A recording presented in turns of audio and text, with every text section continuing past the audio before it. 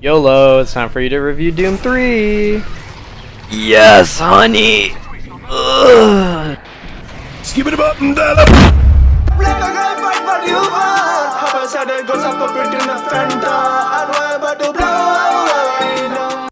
Alright, what's going on, guys? It's your boy Yoloswaggleton here, and it sure has been a hot minute since I reviewed an ID Software game. I still haven't even fully recovered after that comment.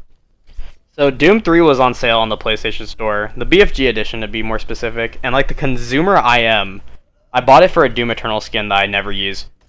This game was definitely something I wanted to try since I had recently beaten Ultimate Doom, Doom 2, Doom 2016, and Platinum Doom Eternal.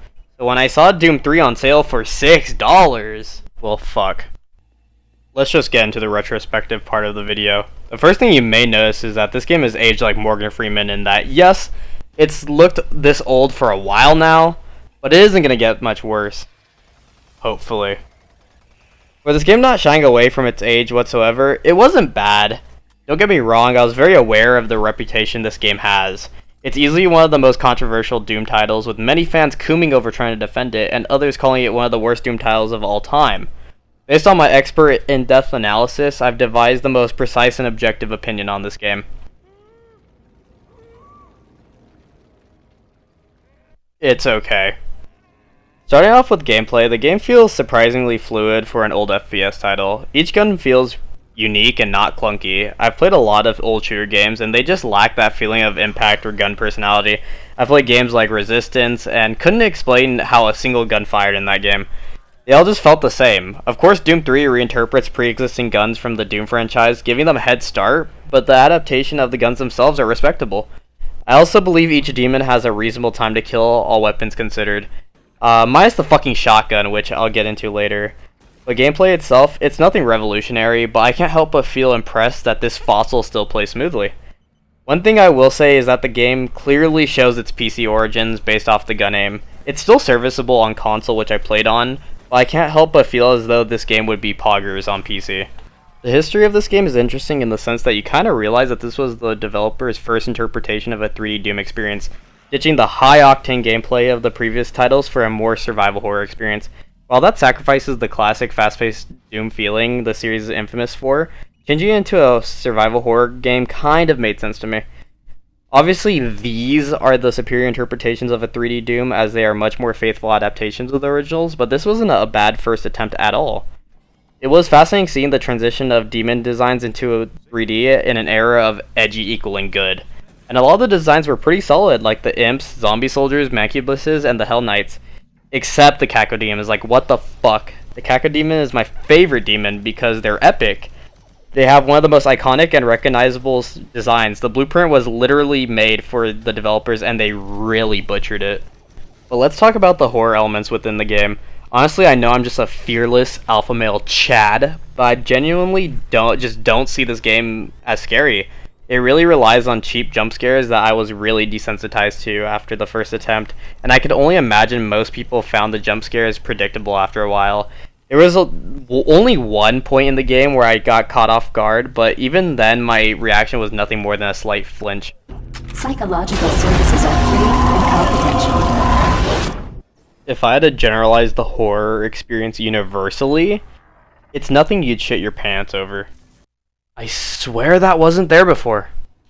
While the game isn't scary, I would say it has a creepy atmosphere. This is primarily enhanced by the dynamic lighting, which interestingly enough was a sales point for the game. While this was very impressive at the time, it's nothing a zoomer isn't familiar with already.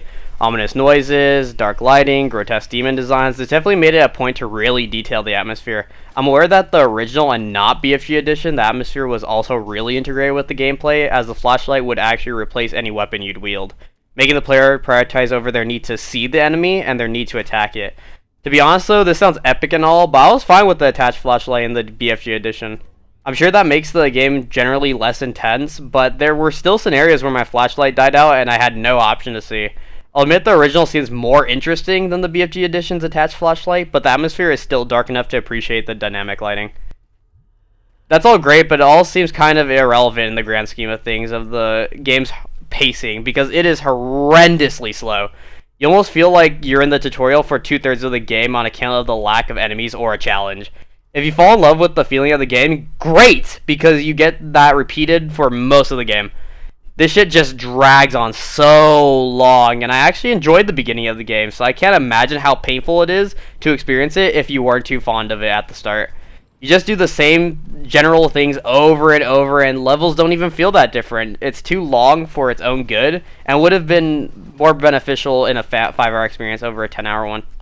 Oh, and another reason the playthrough feels painful is because you're stuck using the same 2 weapons for a significant chunk of the game until you get the plasma rifle.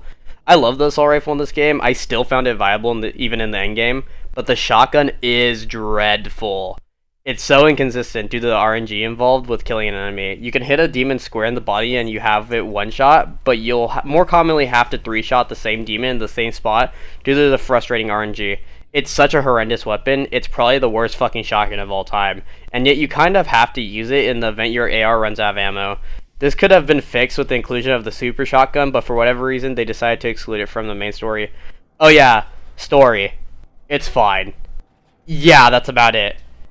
Oh, you want more on the story? It's really just a 3D adaptation of classic Doom story, essentially, which also kind of bothers me because that wouldn't make it Doom 3. It would be a Doom remake, or Doom 3D. Any of those would have made more sense. I get that this is actually occurring on separate continuity, as they made a Treyarch Zombies ass excuse for it to be canon, but it only made sense at the time to not name it after a sequel, so yeah. Although I listed the pacing as a con, the game becomes much more fun to play and less of a drag when that final quarter of the game hits. They're done fucking babying you and start throwing enemy spam at you, and it really isn't even that hard, but it actually gives you something to do other than listen to comms and read emails the whole game opening care packages. Caverns 1 and 2 are both really good levels, but my favorite just had to be Hell. I can't even explain it, but ask anyone who's played it and I'm certain they'll say Hell is their favorite level. It was that much better. It ditched awkward level designs where you retrace your steps and occasionally get lost for a linear classic Doom-like experience. In fact, the final portion of the game seems better due to a more linear level design. It's not too hard to understand the previous levels admittedly, but I did get lost 3 different times throughout my playthrough. The boss fights in this game are so lackluster. The 2 Hell Knights were probably my favorite just because it felt intense in the short space provided. For most fights, you just shoot rockets at the enemy and they die within a minute. It's just really anticlimactic. But those boss fights are a miracle in comparison to the Cyber Demon boss fight. The final boss fight is so dog shit you don't even fight it. Why not? You fight it in every single other Doom game. Why does the final boss make me kill the smaller demon instead and throw the fucking soul cube at the Cyber Demon? And while we're at it, why didn't fucking Thanos just do that with the Soul Stone? Oh, and I'll defend this game a little bit more because a lot of people bitch about their aim being thrown off when hit by a demon. This isn't a competitive game by any means, and that literally makes the game more intense. I will happily launch you into space where you can keep a steady aim when aliens or some shit donkey punch you in the throat.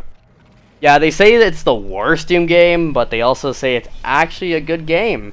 And both of these Redditors are correct.